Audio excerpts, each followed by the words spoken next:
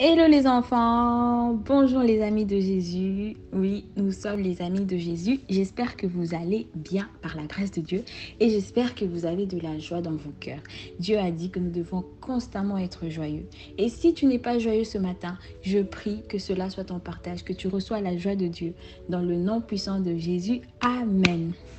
Alors, on est déjà à la leçon 27. Ça passe très vite, hein? Et à la parabole 7, qui est l'invitation au grand repas. Et cela se trouve dans le livre de Luc 14, 16 à 24.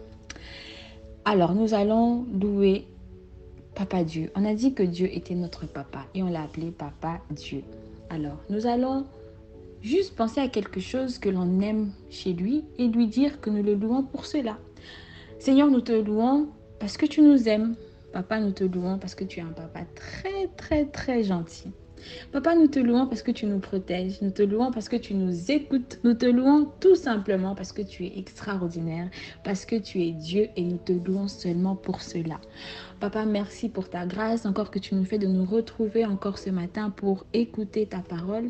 Merci pour la vie de chacun de nous, de tes enfants. Merci parce que tu protèges nos familles, notre Église. Merci pour ton amour qui est grand dans nos vies et que chacun de nous soit conscient de cet amour.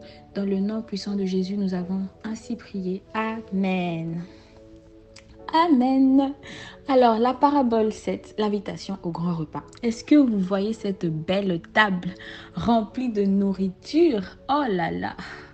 La viande, le poulet, la dinde. On voit des tartes aussi, je pense. Euh, on voit, il y a des pommes de terre, il y a du fromage. Du fromage. Il y a beaucoup de choses. C'est une très belle table. Alors, je sais qu'on aime tous la nourriture, on aime tous manger. Il y en a qui aiment des pizzas et tout ça. Je suis sûre qu'il y avait ça aussi un peu au coin de la table. Il y avait de la bonne nourriture en tout cas. On va maintenant, l'histoire va commencer, comme ça on va savoir de quoi cette parabole veut nous enseigner. Alors, il y avait un homme qui avait invité beaucoup de gens, des gens qu'il connaissait, qu'il avait choisi apparemment, parce qu'il n'avait pas invité tout le monde. Il avait invité beaucoup. La Bible nous dit qu'il a invité beaucoup de gens. Il les avait invités à ce grand repas. Il voulait manger avec eux, parce que quand on invite quelqu'un pour manger ensemble, c'est pour passer du temps. Donc, il voulait passer du temps avec eux. Il voulait manger avec eux. Alors, il les a invités. Alors, il a dit à son serviteur, va dire à mes invités que la table est prête. Regardez-moi cette belle table. C'est beau couvert. Oh là là, la table est belle. Vraiment, ils avaient tout préparé. Et le serviteur, il va voir les invités. Il leur dit, mais la table est prête. C'est prêt, venez. Vous savez quoi, les enfants? Ils ont tous refusé de venir. Tous ont refusé. Tous. Il n'y en a même pas un qui a dit oui. Ils ont tous refusé. Alors, ils ont donné beaucoup d'excuses. Imaginez, il y en a un, il a dit, non, je ne peux pas venir parce que j'ai acheté un terrain que je dois aller regarder. Mais avant d'acheter le terrain, on le regarde d'abord et puis on l'achète. Mais lui dit, bon, c'était des excuses valables, mais on voyait vraiment qu'il ne voulait pas venir. Il y en a d'autres qui disaient qu'il y en a un autre qui a dit, non, je ne peux pas venir parce que je me suis mariée. Tu peux emmener ta femme ou ton mari avec toi, il n'y avait pas de problème. Donc, ils ont tous donné des excuses et tout ça. Alors, le serviteur est allé voir le chef de maison, l'homme qui a invité, parce qu'on l'appelle le chef de maison. Il lui a dit, ils ont tous refusé de venir. Et le chef de maison, il n'était pas content. Il a dit, bon, ok, tu sais ce que tu vas faire? Tu vas aller dans les rues et tu vas emmener d'autres invités. Emmène les pauvres, emmène les boiteux. Tu vois, tous les gens, tous les personnes qu'on oublie, toutes les personnes que emmène tous ces gens, invite-les tous. Et le serviteur, il est parti. Il les a tous invités. Ils ont tous dit oui. Puis il a dit, mais maître, il y a encore de la place. Il a dit, ah, c'est vrai, donc ça veut dire qu'on peut inviter plus de gens.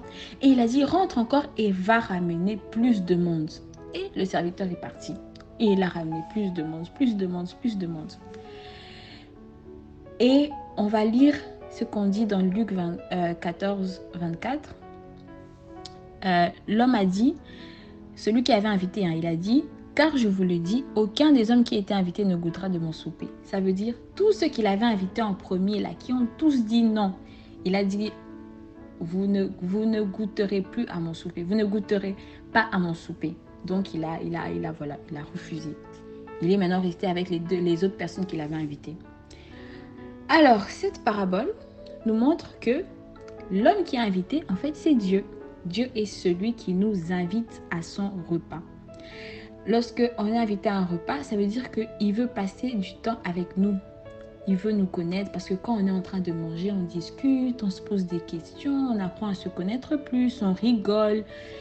Et il veut aussi que nous, on puisse le connaître. Alors Dieu nous invite à son repas, mais souvent les gens disent non. Alors qu'il faut d'abord dire oui à Jésus et le reste après. Les gens qui ont été invités en premier ont dit non parce qu'ils ont fait passer leurs occupations avant Dieu, avant l'invitation que Dieu leur avait donnée. Alors des fois, Dieu nous invite à l'église par exemple, tous les dimanches quand il faut aller à l'église, mais des fois on préfère dormir un peu plus. Donc on va dire non, je ne vais pas y aller, je vais dormir encore, c'est très tôt pour aller à l'église. Ou des fois, on doit faire des prières en famille, mais on va dire non, j'ai ma série, j'ai mon dessin animé qui passe, je vais prier après. À chaque fois que tu fais ça, tu dis non à l'invitation de Dieu. Tu dis non à l'invitation de Dieu.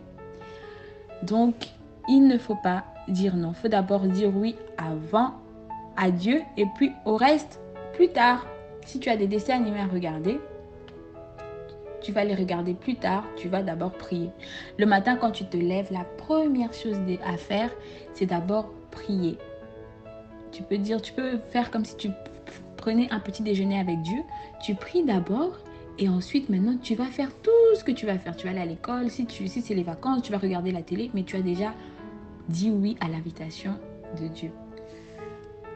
Et le serviteur qu'on a vu qui allait inviter les gens, qui allait appeler les gens, c'est Jésus. C'est lorsque Dieu a envoyé son fils Jésus pour venir chercher ses enfants pour lui.